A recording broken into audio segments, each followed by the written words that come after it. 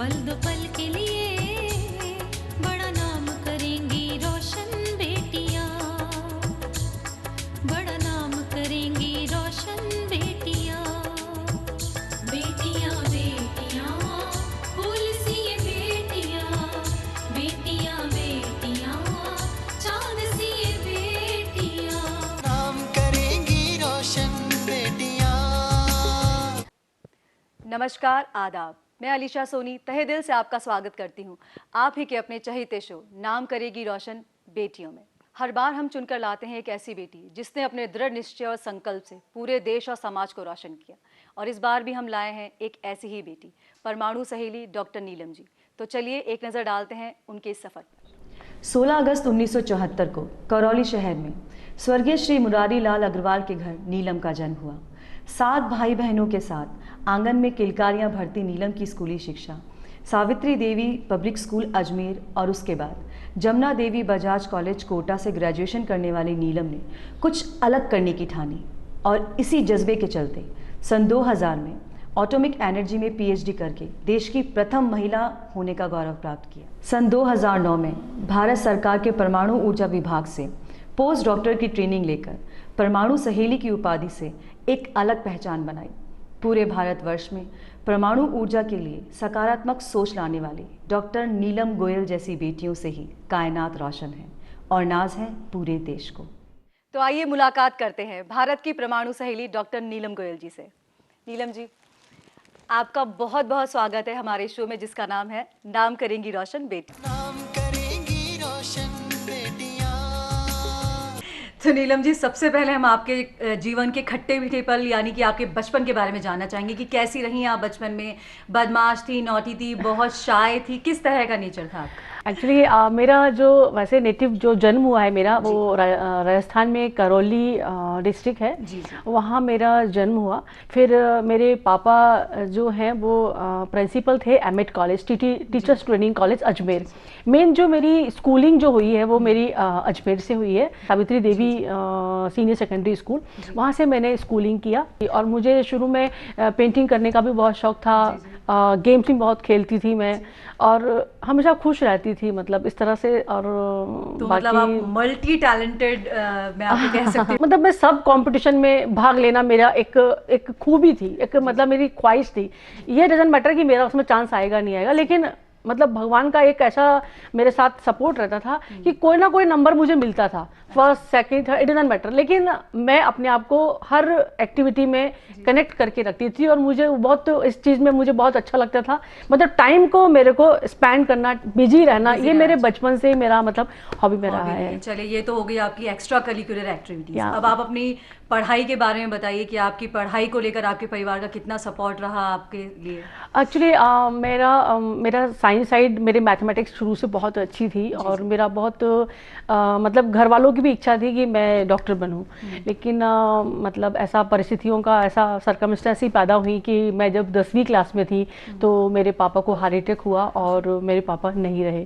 और मुझे बहुत ऐसा फील होता था कि सब लोग पापा की बात, क्योंकि हमने जो बचपन का समय था ना तो उसमें इतना फील ही नहीं किया कि पापा और बच्चे का क्या मतलब कनेक्शन रहता है, खेल कूद में रहना, पढ़ाई में बिजी रहना। तो जब फीलिंग का समय आया, 10वीं के बाद एक ग्रोथ का समय आया, तब लगा कि कुछ चीज़ छूट गई है। तो अब पापा शब्द कहने के लिए मन तरसता था। कहते ना जिसके पैर फटते हैं ना उसे ही पता चलता है। तो वो मेरे साथ घटा, इसलिए मैं परिस्थितियों को झेलने का संघर्षपूर्ण लाइफ मेरी वहाँ से शुरू हुई। और जो एक था कि मैं अब मैथमेटिक्स मेरी बहुत अच्छी थी, मेरे पापा मैथमेटिक्स के मतलब प्रिंसिपल थे और उनकी मैथमेटिक्स टिप्स पे थी और मेरा थ्रू आउट मैथ में फुल नंबर आते थे। लेकिन पापा के जाने के बाद ही पता नहीं मुझे क्या हुआ, मैथ्स को देखते ही मेरे आंखों के सामने अंधेरा। मतलब मेरे को ऐसा लगा कि मैं शायद नहीं पढ़ पाऊंगी, नहीं कर पाऊंगी। लेकिन मेरे पापा मुझे अंतिम शब्दों में, मतलब अंतिम जो समय चल रहा था उनका, मुझे बोल के गए थे कि तुम कभी पढ़ाई मत छोड़ना, पढ़ते रहना। ये मैं उस समय फील नहीं कर पाई, लेकिन और शाम को ही पता चला कि वो नहीं रहे। तो बस वो शब्द मेरे पास आज तक हैं। तो मैंने अपने आप को किया, लेकिन एक जो मानसिक जो बना हुआ था उसमें थोड़ा फ़र्क आया, परिस्थितियों में बदलाव आया। पापा नहीं रहे तो सारी लोड मम्मी पे आया। तो मम्मी ने हमें वो पूरी मतलब फैसिलिटीज़ दी, लेकिन वो एक संघर्ष बना, जीवन हमारा स्टार्ट हो गया। आपकी इस तकलीफ को मैं यहाँ तक फील, मतलब मुझे गूज बम्स आने लगे जब आप अपने पापा के बारे में ये सब बातें कह रहे थे। सच में बहुत ये बहुत दुखी कर देने वाली बात होती है। मतलब एक बच्चे के सामने, मतलब जो वक्त होता है जब आप अपने पेरेंट्स के साथ में, जब उनकी आपको सबसे ज़्यादा ज़रूरत होती है, और उसी वक्त इस तरह का कोई वाक़या हो, तो मैं सच में इस चीज़ को मतलब उस चीज़ को मैं महसूस कर पा रही हूँ। आपके शब्दों के दर्द को मुझे महसूस हो रहा है। तो नीलम जी, जैसा आपने बताया कि आपके पिताजी बहुत छोटी उम्र में आपको छोड़ के चले गए थे, तो पिताजी के गुजर जाने के बाद, क्योंकि कहते हैं कि पिता जो होता है वो परिवार का सर्वे सर्वा होता है, जब तक उसकी छाया है तब तक आप हरे भरे हैं, और जब पिता की छाया सर से चली जाती है तो मतलब मुझे ये बताइए आप कि पिता के जाने के बाद आपकी पढ़ाई किस तरह से पूरी हुई, किस तरह से क्या हुआ सारी चीज़ें? मम्मी ने मुझे बहुत प्रमोट किया। देन जब मेरा पीजी कंप्लीट हो गया तो मेरे को एक मतलब ऐसा हुआ कि मुझे सिविल सर्विसेज की तैयारी करनी है। तो मैं पढ़ाई कर रही थी और काफ़ी अच्छा मैंने प्रीलिम्स भी पास कर लिया, मतलब प्रीलिम्स पास कर लिया। फिर मेंस की तैयारी थी, तो मैंने कहा कि मुझे करना है ये सब, और ज़रूरी नहीं होता था कि एक बार में हो जाए, आपको दो बार भी बिल्कुल बिल्कुल। और घर में हम 4 बहनें हैं, तो शादी नेचुरली करनी थी। तो भैया ने कहा नहीं, ये सब बाद में करना, अभी हमें शादी करनी है। तो हमने एक मतलब थोड़ा फील अंदर आया, लेकिन एक प्रश्न भी हमारे दिमाग में ऐसा नहीं आया नहीं अभी नहीं करना। हमने उसको सहर से स्वीकार किया, और मतलब भैया ने अपने हिसाब से हमारी टाइम से शादी कर दी। हाँ, चलिए, उनका भी कहना ये ठीक था, क्योंकि उनके रहते रहते वो ये चाह रहे थे कि जब मेरी 4 बहनें तो वो अच्छे से सेटल हो जाएं। तो शादी के बाद आपकी पढ़ाई और आपके करियर में किस तरह का मुड़ाव आया, किस तरह आपकी ज़िंदगी ने टर्न लिया? शादी के बाद मतलब एक लक कहूँगी, मैं अपने आप को बहुत सौभाग्यशाली कहूँगी कि मुझे जो मेरा लाइफ पार्टनर, जो मेरे हस्बैंड जो मिले, बहुत ही ज़्यादा मतलब कोऑपरेटिव। मतलब हम ऐसा नहीं लगता कि हम हस्बैंड वाइफ है, ऐसा लगता है कि वी आर फ्रेंड। ऐसा मुझे मतलब अभी मैं ऐसा फील कर रही हूँ कि अभी इतना ऊंचाइयों पर जाने के बाद जब पिछला देखती हूँ तो मुझे बहुत गर्व महसूस होता है, और ऐसा चाहती हूँ कि हर लड़की को लाइफ पार्टनर ऐसा मिले। तो मुझे मेरे हस्बैंड ने वो चीज़ें दी, वो क्वालिटी, वो सपोर्ट दिया जो एक बाप अपनी बेटी को दे। मेरे अंदर और मेरे एक मतलब एक आया कि जो प्रश्न मेरे पीजी में रह गए थे वो काम करने का मेरे अंदर एक जुनून सवार हो गया, और मेरे हस्बैंड ने इसका बहुत मेरे को सपोर्ट किया, और मैंने ठान लिया कि मुझे डॉक्टरेट करना है। बिल्कुल ठीक कह रहे हैं। देखिए, अगर एक औरत को आगे बढ़ना है शादी के बाद, तो उसके परिवार का, उसके ससुराल वालों का, उसके पति का साथ होना बहुत ज़रूरी है। नीलम जी, मुझे ये बताइए कि नाम और पैसा कमाने के लिए, नेम फेम के लिए बहुत सारी फील्ड्स हैं, आप जिस फील्ड में जाना चाहती हैं आप जा सकती थी, और जैसा कि आपने कहा आपके हस्बैंड का बहुत सपोर्ट रहा, तो क्यों आपने एटॉमिक एनर्जी को ही चुना? क्या रीज़न है उसके पीछे, क्या लगता है आपको, और क्यों इतना आप इसके अंदर तल्लीन होती गई? एक्चुअली मैंने आपको बताया, जैसे मेरे पीजी के समय कुछ प्रश्न मेरे अंदर उठे कि किसी भी देश के विकास का आधार क्या है जी। और विकास का आधार मान लीजिए मतलब एग्रीकल्चर, इंडस्ट्री, सर्विसेज, और इन तीनों पिलर्स की बैकबोन क्या है, ये मुझे पता चला, बिजली। अब बात आती है कि बिजली हमें मिलती कहाँ से है, बिजली बनने के कौन कौन से सोर्सेज हैं। मैंने जाना बिजली बनने के सोर्सेज है, कोयला है, पेट्रोल है, डीजल है, हवा है, पानी है, सोलर एनर्जी है और एटॉमिक एनर्जी है। ये बहुत सारे सोर्स है बिजली बनाने के। अब बात आती है, क्या इन सोर्सों से हम उतनी बिजली बना पाएंगे जितनी हमें ज़रूरत होगी? तो कोयला हमारा धीरे धीरे खत्म हो रहा है, पानी से, हवा से हम उतना बिजली नहीं बना सकते, सोलार से हम केवल दिन में बना सकते हैं, रात में, बरसात में नहीं बना सकते, और फिर बिजली हमें फिर भी चाहिए। तो बिजली कहाँ से बनेगी? फिर आता है हमारे पास पूरे विश्व का सबसे ज़्यादा एटॉमिक फ्यूल है। पूरे विश्व का 75% फ्यूल, थोरियम, अकेला हिंदुस्तान के पास है। क्या बात है। तो ये मेरे अंदर ये सारी चीज़ें थी। फिर साथ में ये आया कि एटॉमिक एनर्जी इतना बड़ा सपोर्ट है भारत के विकास का, तो एटॉमिक एनर्जी से बिजली कैसे बनती है, कैसे ये बिजली के प्रति लोगों के मन में बहुत सारी उथल पुथलताएं हैं, और किस प्रकार से ये इकोनॉमी का बहुत बड़ा सपोर्टर बन सकती है। तो मैंने फिर ये सब्जेक्ट सेलेक्ट किया कि आपने एटॉमिक एनर्जी के अंदर पीएचडी की। आपको भारत की परमाणु सहेली का जो ये बहुत बड़ा सम्मान, इस सम्मान से जो आपको सम्मानित किया गया, इस जब आपको ये मिला तो आपने कैसा फील किया, क्या महसूस कर रही थी उस वक्त आप, और इसे पाकर आपको कैसा लगा? एक्चुअली ये फीलिंग तो मेरी तब से चालू होगी जब मैं डॉक्टरेट कर रही थी जी। क्योंकि ये जो टॉपिक था, इट इज़ नॉट मतलब इतना सिंपल नहीं था। मुझे भारत के मैक्सिमम परमाणु बिजली घरों का विजिट करना हुआ, और एक ऐसा मतलब वो क्रूशियल समय था जैसे किसी ने किसी समंदर में धक्का दे दिया हो, और ये बोल दिया एक मोती ढूंढ के लाना है। तो मेरे लिए वो पीएचडी करना ऐसा था कि समंदर में से मुझे एक ऐसे मोती की तलाश करनी है, और उसके लिए मुझे बहुत ही मेहनत करनी हुई। और जब वो मोती मुझे मिल गया और उस मोती की अहमियत अब लोगों को बतानी है, तो फीलिंग मुझे वहाँ से आ गई। देन मेरे को एक हुआ कि मैं department of atomic energy Mumbai इसका आगे पोस्ट डॉक्टर ट्रेनिंग करूं, और मुझे वहाँ से बुलावा आया और मैं वहाँ गई। और वहाँ मैंने 1 साल बॉम्बे में रहकर इसमें और इसकी गहराइयों को जाना।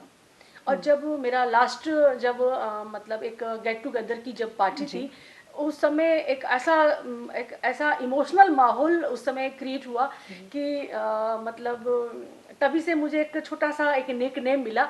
तब छोटा सा था, आज इतना काम करते करते अभी एक लगता है कि एक बहुत बड़ा वट वृक्ष बनने जा रहा है। तो मुझे नाम मिला कि भारत की परमाणु सहेली। तो तब एक फीलिंग थी मेरे अंदर, और फीलिंग धीरे धीरे जैसे से मैं काम करती गई, आज मुझे बड़ा गर्व होता है, अपने आप को रोमांचित महसूस करती हूँ कि मैं भारत के लिए इतना बड़ा एक काम कर रही हूँ, और जो मैं काम कर रही हूँ वो काम का मतलब रिफ्लेक्शन मेरे नाम में है, परमाणु सहेली। मतलब आप जब परमाणु की बात कर रहे हैं तो परमाणु सहेली, सहेली मतलब यू आर फ्रेंड, फ्रेंड मतलब something in positive in this मतलब सब्जेक्ट, और you are delivering for all important topic. आप इसके सारे इम्पोर्टेंस को लोगों तक एक पॉजिटिव वे में फैला रही हैं। तो सबसे पहला होता है आपका नाम, तो नाम से आपका रिफ्लेक्शन आता है। तो मुझे बहुत एक अपने आप में गर्व होता है और बहुत खुशी महसूस होती है कि आज मैं इस मतलब भारत के लिए इस नाम के द्वारा इतने बड़े जिम्मेदारी को निभाने जा रही हूँ। आपसे बात करके मुझे भी बिल्कुल ऐसा ही फील हो रहा है कि बिल्कुल सही नाम दिया गया है आपको सहेली, सच में, because your nature is so friendly. Neelam ji, post doctoral training के बाद में आपका कैसा क्या रुझान रहा, किस तरह से आपने अपने इस सपने को सीढ़ी दर सीढ़ी आप बढ़ती? एक्चुअली मेरा पोस्ट डॉक्टर ट्रेनिंग हुआ बॉम्बे, और इतने जब ट्रेनिंग करने के बाद मैं वापस घर पहुंची, उतने में मुझे जयपुर वुमेंस यूनिवर्सिटी से मतलब फ़ोन आया, और मैंने वहाँ पर असिस्टेंट प्रोफेसर की नौकरी ज्वाइन कर ली। देन फिर थोड़े ही समय के बाद 2011 में जापान में फुकुशिमा इंसिडेंट हुआ, और परमाणु ऊर्जा को लेकर पूरे देश में एक नेगेटिव माहौल बना। मतलब सब लोगों को ऐसा हो गया जैसे जो लोग हमारे देश का विकास नहीं चाहते, या जो एंटी न्यूक्लियर लॉबी है, उनको एक बहाना मिल गया इसको रोकने के लिए। और मैंने इसमें रिसेंट पढ़ाई की थी, और मैं भारत की पहली स्टूडेंट थी जिसने इस पर्टिकुलर सब्जेक्ट पे डॉक्टरेट भी किया था। तो मेरे अंदर एक स्वतः प्रेरणा जागृत हुई कि मेरी पढ़ाई का यूज़ का it is a right time. और भारत इतने बड़ी मतलब जो विकास का आधार है, जो फ्यूचर भारत का बनने जा रहा है, उसमें यदि मेरी पढ़ाई का मैं यूज़ करके भारत के सपोर्ट में कुछ कर पाऊँ, ऐसा फीलिंग मेरे अंदर आया। भारत को देने के लिए, भारत के विकास में सहयोगी बनने के लिए यही सही समय है। अब मेरे सामने ये आता है कि मैं असिस्टेंट प्रोफेसर की नौकरी करते हुए इस काम को करूं, तो 2 नावों में सवार लक्ष्य को प्राप्त नहीं किया जा सकता। अच्छा, और परमाणु ऊर्जा को लेकर के आपके मिशन क्या क्या है? हाँ, एक्चुअली क्या है कि आपको मैं बताऊं कि मेरा जो मेन, ये तो एक मैंने पीएचडी किया और उसकी एक शाखा है। मेरा जो एक मेन जो मिशन है वो है एक विकसित भारत, और भारत के विकास के, या कोई भी देश जिसको हम कह सकते हैं कि डेवलप कंट्री है, वी आर डेवलपिंग कंट्री। तो इस तरह से किसी भी देश के विकास के 3 पिलर्स होते हैं। जैसे हम कोई घर बनाते हैं, उसकी फाउंडेशन होती है, फाउंडेशन जितनी ज़्यादा मजबूत होगी घर उतना ही सुरक्षित होगा। तो इसी प्रकार से हमारा देश के 3 पिलर्स हैं, एग्रीकल्चर, कृषि, इंडस्ट्री, उद्योग, और सेवाएं, सर्विसेज। ये तीनों पिलर्स पर हमारा देश खड़ा हुआ है, हमारे देश की अर्थव्यवस्था टिकी हुई है। और भारत की 4 महत्वाकांक्षी योजनाएं हैं, जिसमें पहली योजना है भारत की सभी नदियों का अंतर संबंध, मतलब इंटरलिंकिंग ऑफ ऑल रिवर।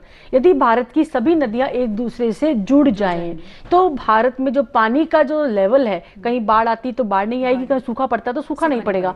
और हम पुराने समय में जाके देखें तो हमारी भारत की नदियां तो सब जुड़ी हुई थी। ये जैसे जैसे डेवलपमेंट होता गया और जो मांसाहारी जंतु थे वो लुप्त होते गए, शाकाहारी की संख्या बढ़ती गई, उन्होंने अपनी पूरी मतलब हरियाली को चढ़ डाला। मानव ने भी अंधाधुंध कटाई सिंचाई की तो प्रकृति मतलब इम्बैलेंस हो गई, मतलब उसका असंतुलन हो गया। तो उससे क्या हुआ, नदियां एक दूसरे छूट गई। अब हमारा मॉरल ड्यूटी बनता है कि वापस से हम भूमि को, हमारी जो धरती है उसको हम हरा भरा करें। और जो हमारे मन में सोलर एनर्जी का जो हमारा सपना है, भारत का बहुत बड़ा सपना है और भारत का बहुत बड़ा आधार है सोलर एनर्जी, सूर्य से मिलने वाली जो रोशनी से जो बिजली बनेगी, उसके लिए नदियों को जोड़ना बहुत ज़रूरी है।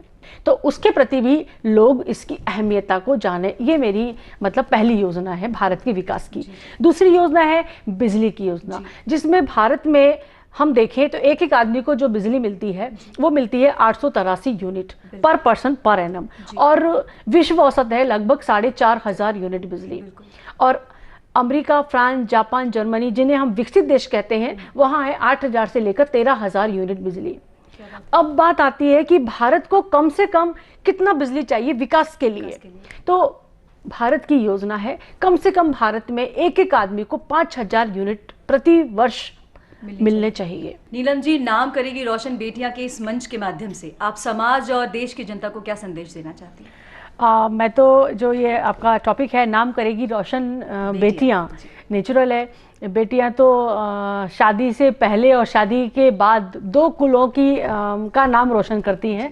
तो मैं तो यही कहना चाहूँगी कि हर बेटी को मतलब जो वो सोचती है उसको पूरा सपोर्ट करें।